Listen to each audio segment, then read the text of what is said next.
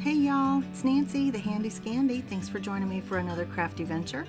And this is another in my Fall Ventures card series. And today I am using the Holiday Latte digital image from Not Too Shabby Shop. I'm in love with this. I don't know what it is about this over other coffee images, but this one just has my heart. And of course, you know, it's fall still, so I have to color them up in those warm, just beautiful fall colors.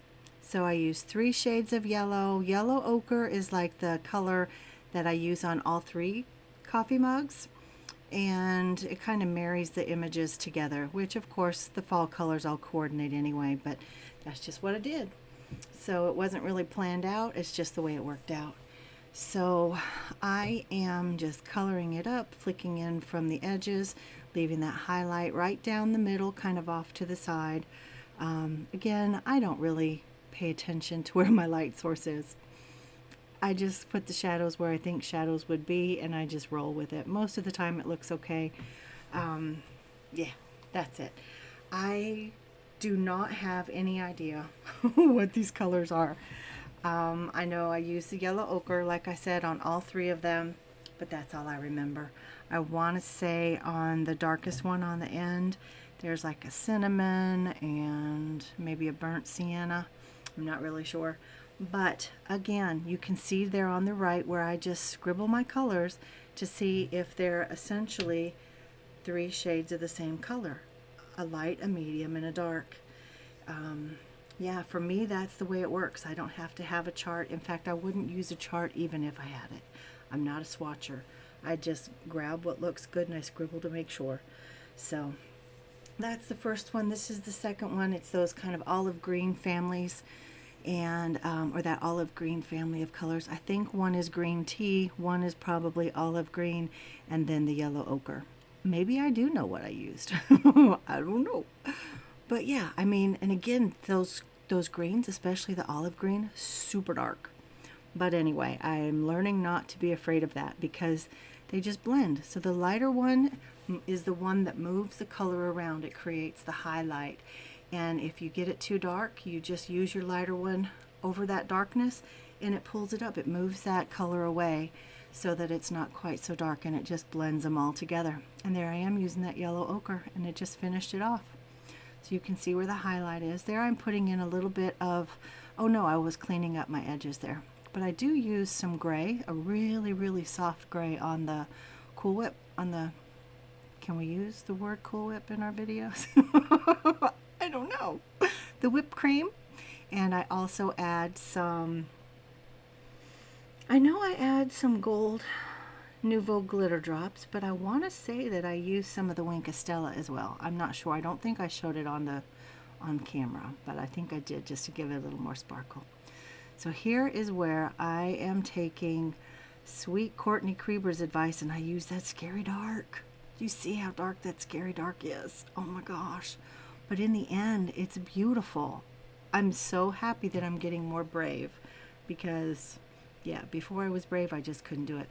But also, this particular image, and most of the images that Jamie does over at Not Too Shabby, she gives us guidance on where to put the shadows. You know what I'm saying?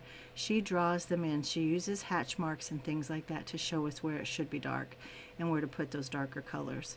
So, you know, again, Jamie is one of those artists that her images kind of do that work for you. So here I have them all colored up. I decide that I want to make a bit of a counter scene. They're all lined up on a counter, like, you know, like you're in the coffee shop. So I'm wondering how many people see my mistake right now already, because I make a big one. This wood grain stamp is the one that I got this summer from Altenew, and I love it. I don't know what took me so long to use it. I think life just gets in the way, and I shop too much. I think that's the truth of it right there. I could not buy anything for a full year and still probably wouldn't use everything I have. So can you now see the error that I made if you couldn't see it before? Are you privy? Because I still wasn't. I still was like, I'm gonna finish this countertop. Oh, face palm. Yeah.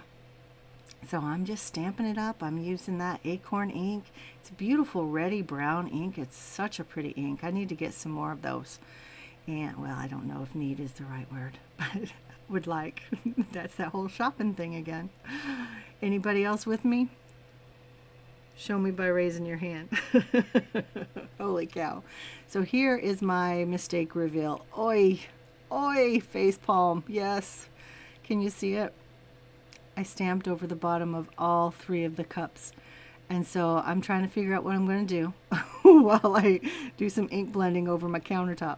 So I'm thinking and I'm like, well, I'm not going to redo it. That's for sure. I'll do some creative masking or creative layering or some kind of something. But yeah, I'll cover it up in some way. I know that. I'm just trying to figure out my process as I go. A little frustrated with myself, but it's okay. We all make mistakes. This is real life, right?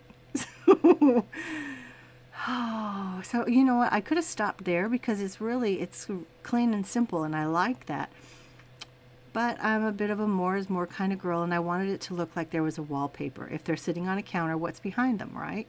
So let's finish off the scene. So I use this beautiful quatrefoil little stencil from A Colorful Life Designs, and I will have it listed and linked below. It's one of my favorites, and I love ACLD. I say that probably in every video. It's very seldom that I make a project without a stencil from them. And these are 2 design teams that I am so blessed to have been invited to join. Not Too Shabby and A Colorful Life Designs. Y'all, you just don't even understand. I am so blessed and so pleased to be a part of these 2 companies. And there's 2 more that I've been invited to be on, actually. I'm not going to say what they are just yet. I don't know that that's supposed to be common knowledge. But yeah, this girl will be on 4 design teams. I think I need to slow my roll. But I'm having so much fun, and it's such an honor to be invited to represent these beautiful companies and be with these beautiful people, and so much creativity and joy and support going on, and I'm blessed and honored. I truly am. So you can see that I laid down some of that ink. I think it was the dough colored ink from Pink Fresh Studio, and I'm still working on building that collection. That's the shopping thing again. I'm sensing a theme. But I'm laying down my I think it's just, maybe it's like an antique gold Nouveau glitter drop, because I just love that look. It just makes my heart happy. I don't know why I like ink and texture together. It just makes my heart happy. So this coffee dye, I don't know where it's from. I want to say it's MFT, but to be honest, I would have to go back to one of my very first purchases from Simon Says Stamp to see where that came from, and I've been buying from Simon for a lot of years now, so I'm not sure. I just didn't keep the packaging, but it's fun, it's cute, I love the font, and it has the outline as well as the word. So I was on the struggle bus a little bit getting all those insides out, because I used some of that double-sided adhesive paper to layer my paper up, thinking that I would have my stacked die cuts without having to stack them. Well, but then I couldn't get the insides out because the die just couldn't cut through it all. So anyway, I took out that excruciatingly boring part, and you can still kind of see some of the residual cardstock in the ease, but I think in the end it looks okay. I'm happy with it. What do you guys think? Do you ever have these these same struggles that I do?